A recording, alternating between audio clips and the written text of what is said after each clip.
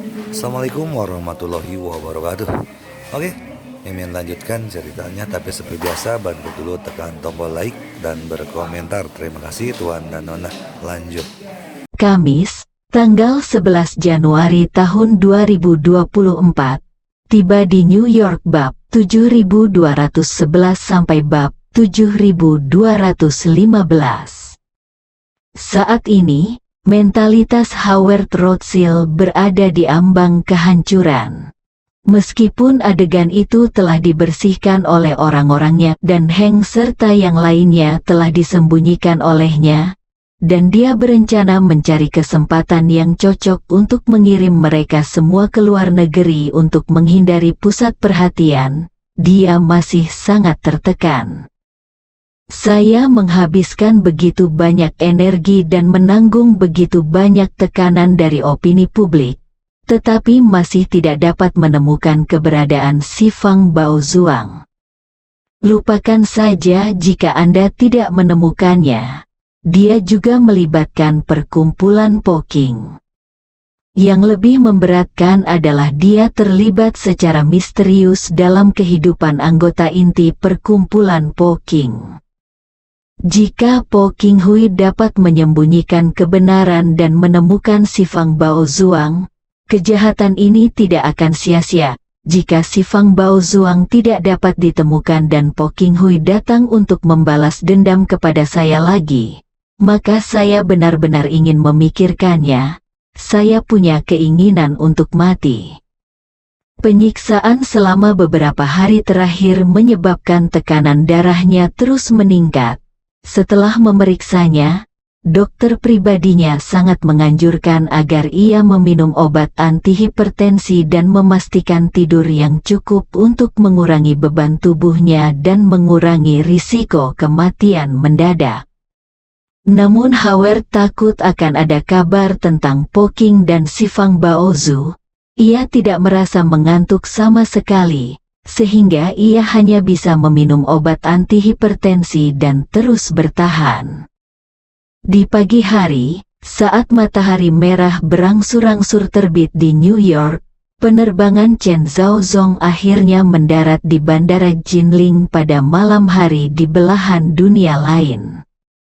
Saat ini, putra angkat Lin Warner, Sun Zidong, sudah duduk di pesawat khusus Qiu Yingsan, menunggu kedatangan Chen Zhaozong.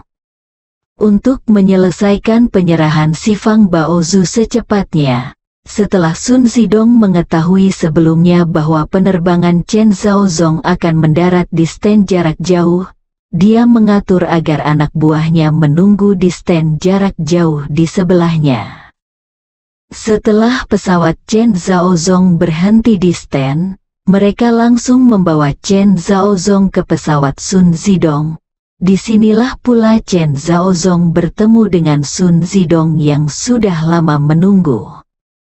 Untuk menghilangkan semua keraguan Chen Zhaozong, Sun Zidong memperkenalkan dirinya secara singkat dan berkata kepada Chen Zhaozong, "Tuan Chen, jika Anda merasa nyaman, silakan kirim panggilan video ke Tuan Ye, dan saya akan menyinkronkan situasinya dengan kalian berdua pada saat yang sama." Oke, Chen Zhaozong mengangguk dan mengirim panggilan video ke Ye Chen. Ye Chen sedang berada di kamar Helena saat ini. Ketika dia menerima video Chen Zhaozong, dia segera menghubungkannya. Setelah video tersambung, Ye Chen bertanya kepada Chen Zhaozong, "Paman Zong, apakah Anda sudah tiba di Jinling dengan selamat?" Chen Zhaozong berkata dengan hormat, "Kembali ke Tuan Muda, bawahan saya telah tiba."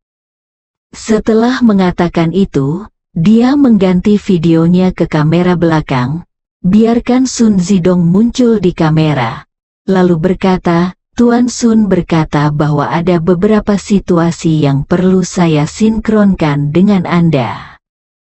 Ye Chen berkata dengan sopan di ujung telepon yang lain, "Kakek Sun, terima kasih atas kerja kerasmu kali ini." Sun Zidong buru-buru berkata, Tuan Ye sangat sopan. Saya akan berbagi kekhawatiran Anda dengan Anda dan wanita itu, tidak ada yang sulit. Setelah mengatakan itu, dia langsung menuju ke menunjuk dan berkata, Tuan Ye, izinkan saya menyelaraskan situasi saat ini dengan Anda. Saya telah melalui saluran yang benar-benar aman untuk memberitahu Anda sebelumnya. Setelah memberitahu Yanjing, mereka mengetahui bahwa si Fang Baozuang akan kembali ke Tiongkok, dan mereka menangani masalah ini dengan sangat serius. Mereka bahkan mengizinkan pesawat yang saya terbangkan untuk mendarat langsung di Bandara Militer Yanjing, dan pada saat yang sama mengirimkan pasukan untuk melindunginya. Penyerahan gedung harta karun si Fang akan selesai di sana. Karena itu adalah senjata penting dari negara, Yanjing pasti akan mengambil metode teraman untuk menerima harta ini dengan benar. Tuan Ye dapat yakin. Ye Chen mengangguk dan berkata sambil tersenyum. Ketika barang-barang itu tiba di Tiongkok, saya bisa bernapas lega. Saya punya menunggumu, kakek Laosun, untuk menyelesaikan langkah terakhir yang tersisa.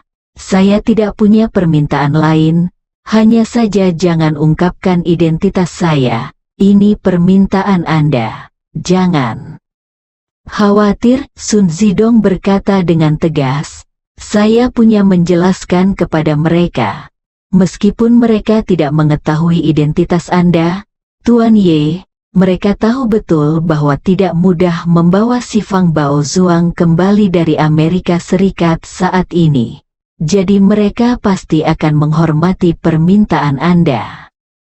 Oke, Ye Chen benar-benar lega dan berkata sambil tersenyum, kalau begitu saya akan menunggu media melaporkan berita kembalinya si Fang Baozuang ke Tiongkok.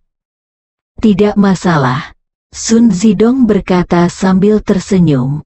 Jangan khawatir tentang masalah ini, semuanya sudah diatur di sana. Kami akan mendarat di Yanjing dalam 2 jam. Reporter militer akan menembak beberapa materi. Pada jam 10 malam, beberapa materi yang diproses akan diserahkan ke malam hari. Berita, kamu bisa memperhatikannya saat disiarkan. Oke, Ye Chen berkata sambil tersenyum. Kalau begitu aku akan lebih memperhatikan dan menunggu beritanya dirilis. Saat pesawat Sun Zidong lepas landas dari Jinling, Boeing 777 milik Wu Feiyan akhirnya mendarat di Bandara John F. Kennedy di New York. Wu Feiyan di pesawat merasa sedikit sesak dan tidak nyaman. Meskipun dalam hatinya dia tahu betul bahwa dia harus datang ke Amerika demi si Fang Baozuang. Namun, ketika dia memikirkan tentang sikapnya yang rendah hati dan sering jalan-jalan selama beberapa dekade terakhir, dia masih merasa ada yang tidak beres. Sejak Perang Dingin antara Amerika Serikat dan Uni Soviet dimulai pada abad terakhir, Wu Feiyan hampir tidak pernah meninggalkan pangkalannya. Alasan mengapa dia jarang meninggalkan pangkalan terutama karena dia menyaksikan pesatnya perkembangan berbagai teknologi selama Perang Dingin. Semakin cepat ilmu pengetahuan dan teknologi berkembang, dia menjadi semakin takut, dan dia terutama takut pada pejabat negara adidaya tersebut. Karena bagi negara adidaya ini, sekuat apapun dinasti Qing, ia hanyalah seekor semut, sekali diincar oleh salah satu negara adidaya tersebut, ia akan menghadapi bencana. Misalnya, markas besarnya di Poqinghui, yang dibangunnya sedikit demi sedikit dengan banyak tenaga dan sumber daya material, mungkin tidak mampu menahan serangan jenuh dari kapal perusak berpeluru kendali. Oleh karena itu, saat dia datang ke Amerika Serikat kali ini, Wu Feiyan juga terus mengingatkan dirinya sendiri bahwa dia harus mencoba yang terbaik, rendah hati. Saat memasuki negara tersebut, Wu Feiyan dan Wu Tianlin masing-masing menggunakan identitas Swedia yang mulus. Setelah berhasil memasuki negara tersebut melalui bea cukai, Wu Feiyan, yang peduli dengan si Fang Bao Zuang, berkata kepada Wu Tianlin, hubungi Paman Zongyong dan tanyakan bagaimana situasinya.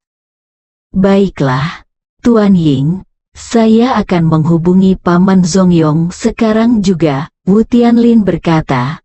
Tanpa berpikir panjang, dia mengeluarkan ponselnya dan menelepon Paman Zongyong. Namun yang mengejutkannya adalah telepon Zongyongbo dimatikan. Dia tidak bisa menahan diri untuk tidak berbisik, Tuan, telepon Paman Zongyong dimatikan.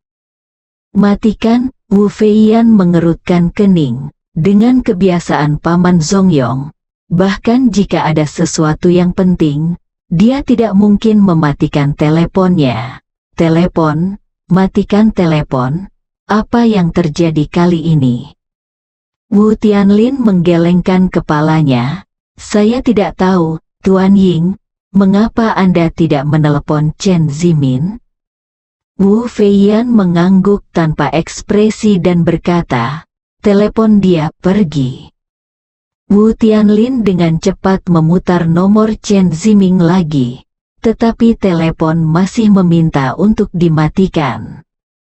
Ini membuat Wu Tianlin merasa sedikit aneh, dan dia tidak bisa menahan diri untuk tidak berkata, saya tidak tahu apa yang terjadi pada kedua orang ini, tetapi mereka berdua mematikan ponsel mereka. Ekspresi Wu Feiyan langsung menjadi sedikit gugup dan khawatir, dan tanpa sadar dia mengeluarkan ponselnya. Sebuah perangkat lunak dibuka di sana.